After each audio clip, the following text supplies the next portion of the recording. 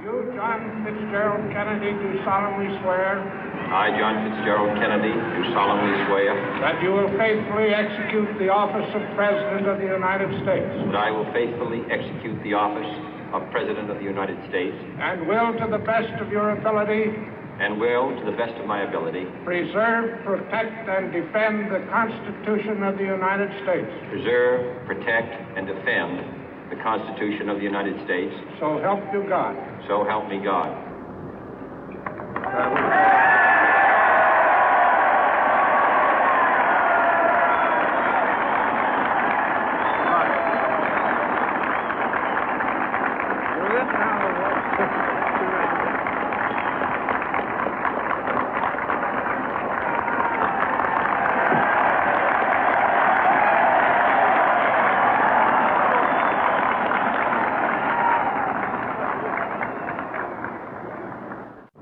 Vice President Johnson, Mr. Speaker, Mr. Chief Justice, President Eisenhower, Vice President Nixon, President Truman, Reverend clergy, fellow citizens. We observe today not a victory of party, but a celebration of freedom, symbolizing an end as well as a beginning, signifying renewal as well as change. For I have sworn before you and Almighty God the same solemn oath our forebears prescribed nearly a century and 3/4 ago. The world is very different now, for man holds in his mortal hands the power to abolish all forms of human poverty and all forms of human life. And yet the same revolutionary beliefs for which our forebears fought are still at issue around the globe. The belief that the rights of man come not from the generosity of the state, but from the hand of God. We dare not forget today that we are the heirs of that first revolution.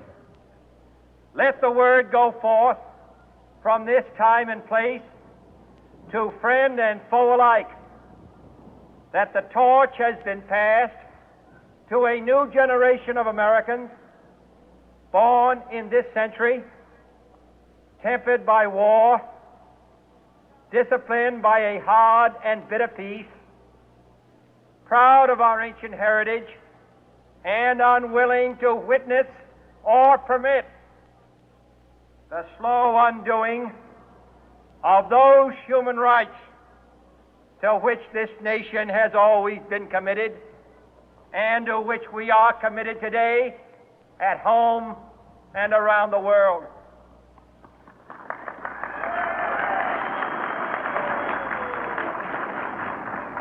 Let every nation know, whether it wishes us well or ill, that we shall pay any price, bear any burden, meet any hardship, support any friend, oppose any foe to assure the survival and the success of liberty.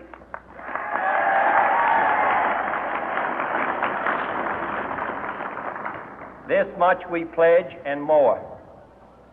To those old allies whose cultural and spiritual origins we share, we pledge the loyalty of faithful friends. United, there is little we cannot do in a host of cooperative ventures. Divided, there is little we can do, for we dare not meet a powerful challenge at odds and split asunder.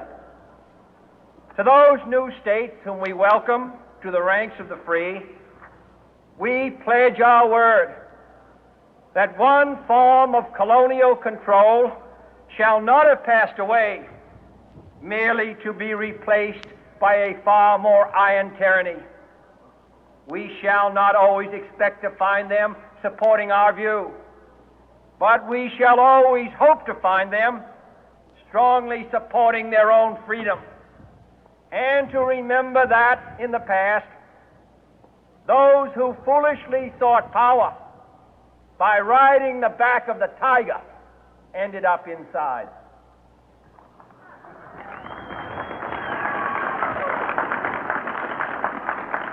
To those people in the huts and villages of half the globe struggling to break the bonds of mass misery, we pledge our best efforts to help them help themselves for whatever period is required, not because the communists may be doing it, not because we seek their votes, but because it is right. If a free society cannot help the many who are poor, it cannot save the few who are rich.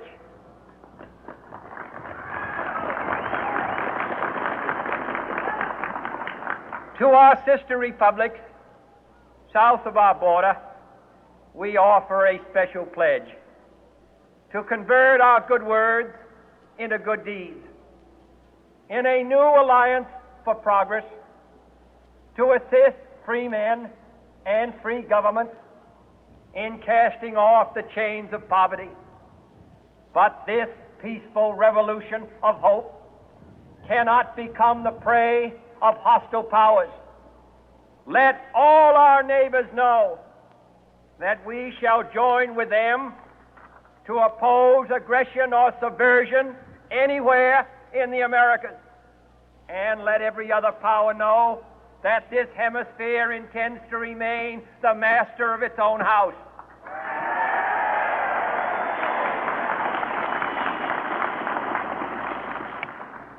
To that World Assembly of Sovereign States, the United Nations, our last best hope, in an age where the instruments of war have far outpaced the instruments of peace, we renew our pledge of support to prevent it from becoming merely a forum for invective, to strengthen its shield of the new and the weak, and to enlarge the area in which its writ may run.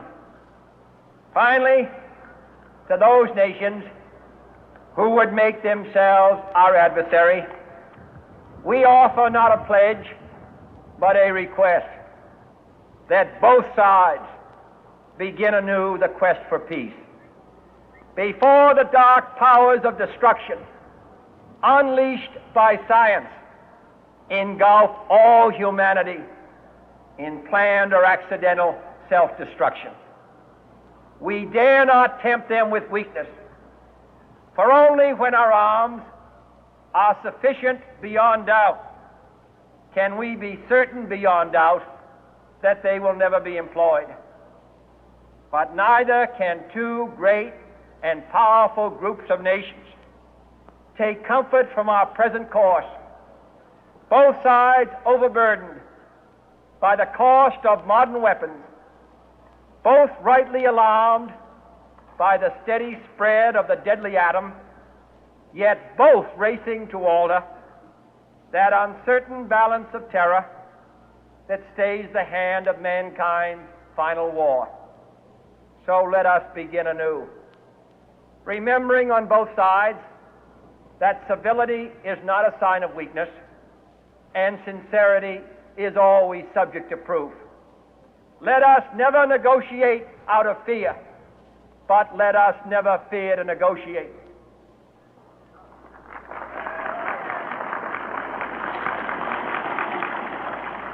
Let both sides explore what problems unite us, instead of belaboring those problems which divide us.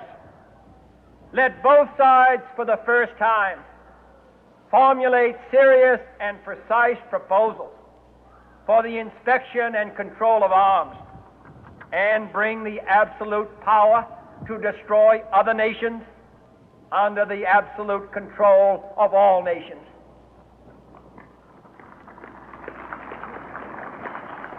Let both sides seek to invoke the wonders of science instead of its terrors. Together, let us explore the stars, conquer the deserts, eradicate disease, tap the ocean depth, and encourage the arts and commerce.